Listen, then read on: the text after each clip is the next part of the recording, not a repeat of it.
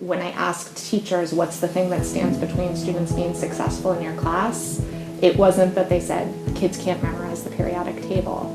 A lot of it had to do with student agency. The more that kids see the role that they play and the results that they get, then when they decide this is a result that I want, they know that they can impact that. If a kid doesn't know how to be a decent human being, then I would argue that, they're not ready to learn content if they're not at a point where they're in control of themselves and they can manage their emotions and behavior. My school life without the skills, the social and emotional learning skills, would be like kind of hectic, because not only would I not know what's the right way to handle a situation, but my peers wouldn't either. So a lot of issues and a lot of conflicts would escalate instead of being resolved. At this school, we had a really high suspension rate.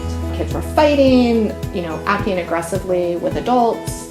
And what we've seen, last year where we really took a dive into developing social emotional skills, and this year where we full-fledged implemented a curriculum. Last year we halved our suspension rates, and this year we're on the way to having them again. So if you just think about increasing students' time in school and productive time in school, I think that by addressing social emotional skills, you really get at it. Their time is worth more than just sitting and being, prepped for exam after exam after exam. I don't believe that just because you get 100 on an algebra regents, that's going to make you like a great citizen, somebody who's going to go out there and be engaged in their community. And you have to balance both. You can't put the cart before the horse. You can't build the house without a foundation. And social emotional learning skills, that is the foundation to then build your academic skills on.